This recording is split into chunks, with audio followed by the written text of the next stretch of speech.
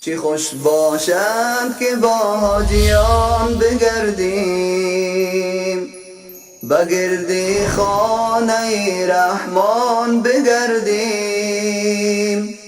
رویم به کعبة الله خانه حق، به یاد و طاعت قرآن بگردیم، به یاد و طاعت قرآن بگردیم. چه خوش باشد ای خوش آن منعم که چون درویش زیست، در چنین عصری خدا اندیش زیست.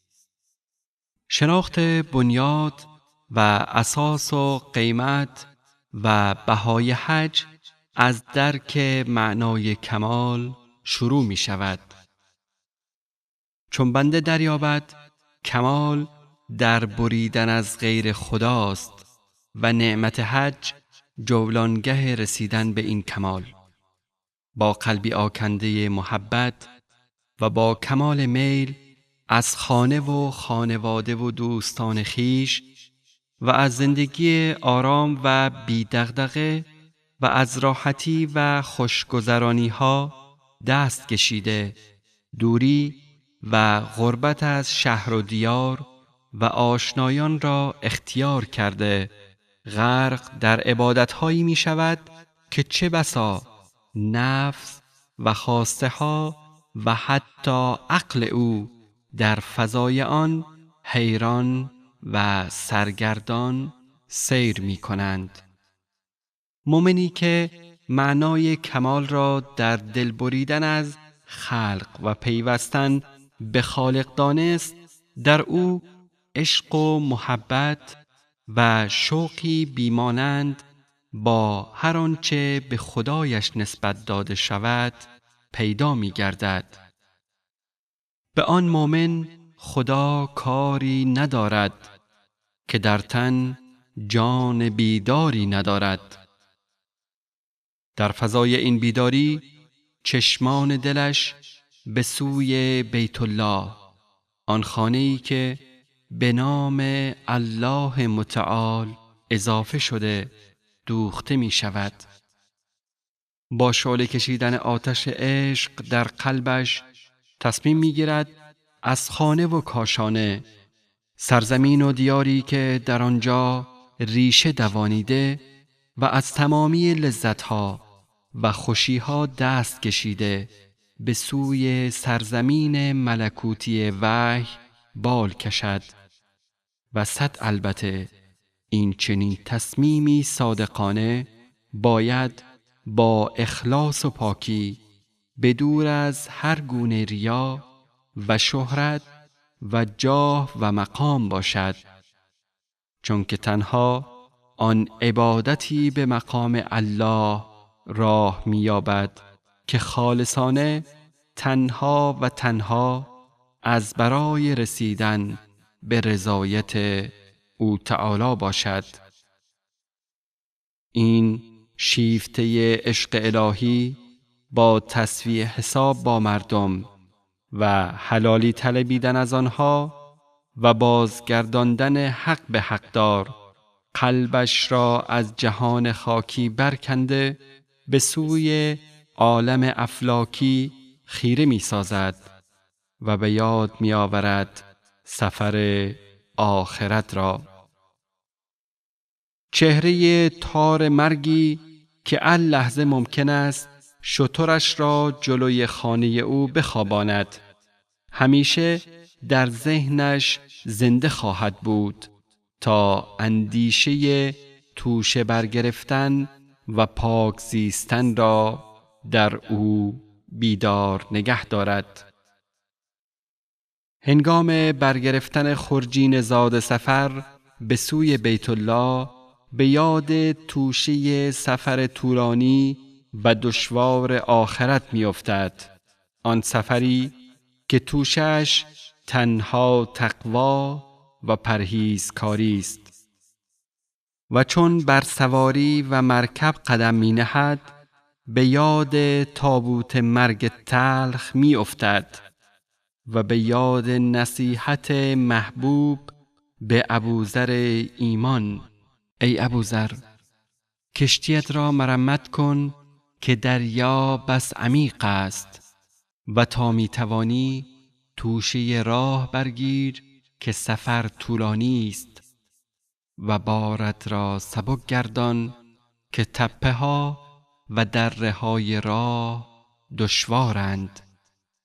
در هنگام خریدن لباس احرام به یاد کفن سفیدش می افتد، کفنی که هیچ جیبی ندارد تا با خود مال و منالی برگیرد، و یاد آن روزی که عزیزانش با تمام بیرحمی آن لباسی که شخصیت دروغینی بر او پیچیده بود را از تنش کشیده، کفنی که معنای حقیقی او را همراه دارد بر تنش می کنند. با پوشیدن احرام تمام وصفها و مقامها و منصبهای اداری و مالی و احترامهای اجتماعی و دولتی به زیر پا می افتد. تو میمانی و انسانیت بازگشت به لحظه بی‌آلایش ولادت که از تاریکی رحم مادر به سوی نور زندگی آمدی، برای یادآوری لحظه تنهایی سفر آخرت که تنها به سوی تاریکی گور می روی. و چون از دیار خود به سوی سرزمینی ناشناخته و مسیری ناپیدا تنها به امید رسیدن به الله و رضایت و مقبولیت درگاه او حرکت می کند، به یاد آهنگ سور می افتد که او را از قبر بیرون رانده به سوی پروردگارش سوق می دهد. این مهاجری که شوق خانه محبوب قلبش را پر کرده از افتادن در مسیر راه هیچ هراسی ندارد. آخر پروردگارش به او نوید رحمت بی پایان داده است. ومن يخرج من بيته مهاجرا إلى الله ورسوله ثم يدركه الموت فقد وقع أجره على الله. و هر که از خانه خود بیرون آید و به سوی سرزمین‌های اسلامی الله و رسول هجرت کند و سپس مرگ او را دریابد، اجر او بر عهده الله است. در مسیر بیابان خشک تا میقات امید خاطرش مشغول است به سفر خروج از دنیا بر مرکب موت تا رسیدن به میقات روز قیامت و آن سختی هایی که در مسیر راست.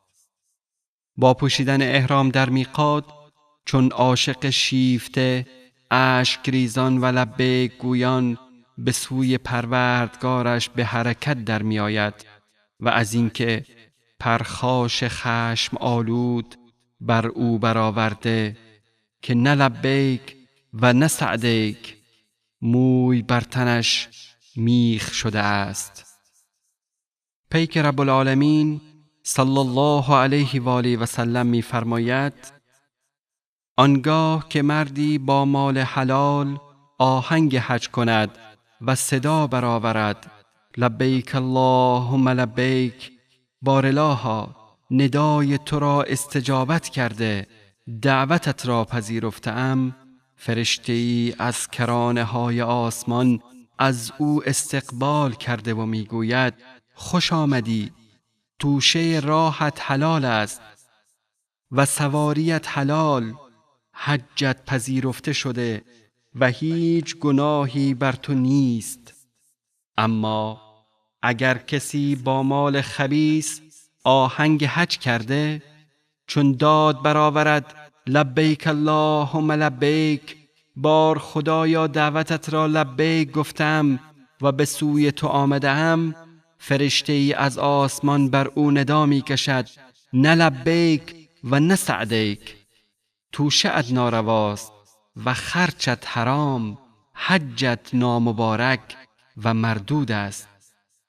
با وارد شدن به مکه احساس دیگری بدو دست می دهد. هیبت و عظمت و بزرگی بیت الله 4 دیواری قلبش را پر می کند. همه آن ساختمان‌های پرزرق و برق که در اطراف حرم می باشد در دیدگانش حقیر و ناچیز می گردد. دلش با کعبه مراد گره می خورد. لبها لبریز دعایند و چشمها چشمه جوشان اشک. گویا او نظارگر صاحب خانه است و از پروردگاری که بدو شرف زیارت خانه اش را نصیب کرده می‌خواهد تا از شرف دیدار جنابش در روز قیامت او را بی بهره نگرداند. در یک آن از خود بی خود گشته چون عاشقان به دور خانه ذوالجلال میچرخد. درونش پر است از احساس به همسویی با فرشتگان مقرب الهی که دور عرش رحمان میچرخند. جسم او از احساس وامانده. این دلش است که به دور خانه محبوب میچرخد. در طواف که شیوه‌ای است از نماز دور خانه حق، جمعیت و انبوه میلیون‌ها انسان با رنگ‌ها و زبان‌های مختلف که هر یک در 4 سویش و زیر گوشش چیزی زمزمه می کند و اشکی را می ریزد را نمی بیند و سخت به راز و نیاز با پروردگارش مشغول است. تجدید میثاق با حجر الاسود یادآور بیعت نمادین با دست پروردگار متعال بر زمین است. سنگی که روز قیامت برای تو یا علی تو گواهی خواهد داد. نیاز و محبت و شوق و پناه بردن از سزای روز جزا و امید به رحمت و بخشایش رب کریم در تضرع و زاری در ملتزم به اوج خود می رسد. زاری است و اصرار و سؤال و حاجت طلبی. در سعی بین صفا و مروه خود را چون آن نیازمند حیرانی می یابد که پس از عرض نیاز خود به درگاه پادشاه عالمیان در حیات خلوت خانه او در انتظار جواب بدین سو و آن سو گام میزند. شاید شاهنشاه جهان نظر رحمتی بر او اندازد. صفا و مروه در نظر او چون 2 کفه ترازو در وزن کردن نیکیها و زشتیهای او در نوسانند و او دوان دوان و عرق ریزان با کسب طاعات بیشتر تلاش دارد کفه سبک خوبیهایش را سنگین تر کند. پس از 7 سعی توان و نیرویش را از دست داده بر مروه ایستاده، شرمسار و امیدوار چشمهایش را به کعبه دوخته، دست به سوی پروردگارش دراز کرده یاری می طلبد. میدان عرفات تصویری است گویا از میدان عرصات. اقیانوس خلایق در هر سوی موج می زند. صداهای بلند و زبانهای گوناگون، شکل و شمایل و رنگهای مختلف همه فرزندان آدمند. برادرانی که دورم جمع گشته به امید بخشش خالق و نجات از سزا و جزای او گریان و اشک ریزان دست به زاری و تضرع بلند کردند. گویا عرصات قیامت است و خلایق به دور پیامبرشان حلقه زده‌اند و هر یک میگوید نفسی نفسی، بارالها من را نجات بده. مؤمنانی که در میدان عرفات به سختی خود را از زنگار و زشتی گناهان پاک کرده اند، خشمگین به سوی دشمن حمله ور می شوند. در یک جنگ سمبولیک ابراهیم وار با 7 سنگریزه نمادین به صورت شیطان نفرین شده می کوبند. این سلاح سرد چون تیر آهنین قبل از اینکه سینه شیطان را بدرد بر پیکر نفس اماره حاجی فرود می آید تا بار دیگر کمر طاعت در مقابل اهریمن خم نکند. حال این انسان آرسته که در مسیر ابراهیمیت قرار گرفته با قربانی کردن گوسفندی به پروردگارش میگوید حاضرم جان و مال و زندگیم را به فرمان تو و در راه تو قربان کنم. مکه مکتب اول آلایش و ساختگی مدرسه محمد مصطفی صلی الله علیه و آله و سلم است. سفره پهن و گسترده آیات و سوره های مکی جولانگاه ایمان و صبر و شکیبایی و بردباری و خداپرستی در برابر فولاد ستم و خودپرستی می باشد. مکتب دوم مدینه منوره است، آنجا که دین تکامل یافت. قلب هوای گام نهادن بر جای پای رسول هدایت و تربیت یافتگان مکتب رشادت او مهاجران جان برکف دارد. لبها صلوات و درود بر رسول الله صلی الله علیه و آله و سلم را زمزمه می کند و گامها دلهای عاشق را به سوی مدینه منوره می برند. تا نداری از محمد رنگ و بو، از درود خود میالا نام او. اشک حسرت از دیدار و یاری خاتم پیامبران محمد مصطفی صلی الله علیه و آله و سلم بر گونه ها جاری است تا امید به دیدار بر حوض کوثر در دل سرک می کشد. بیم از رانده شدن جان را به لرزه در می آورد و آن جمله پیامبر صلی الله علیه و آله و سلم در ذهن تجلی می کند که فرمودند مردمانی در روز قیامت به سویم می آیند و داد می زنند یا محمد. من هم می گویم بارالها اینها از یاران من هستند. الله می فرماید شما اطلاع ندارید اینها پس از تو چه کردند. من از آنها روی گردانده می گویم مرگ بر شما، از من دور شوید. با اولین قدم در مسجد پیامبر شاگردان و صحابه او را به یاد می آورد که چگونه پروانه‌وار به دور شمع وجودش جان دادند. گام‌های شوق او را مقابل آرامگاه نور می رساند. گویا پیامبر در حجره مادر مؤمنان عایشه صدیقه رضی الله عنها نشسته و به حاجیانی که از حج برگشته‌اند تبریک میگوید و از آنها بیعت میگیرد تا بر راه او ثابت قدم بمانند. مقام خویش اگر خواهی در این دیر، به حق دلبند و راه مصطفی رو.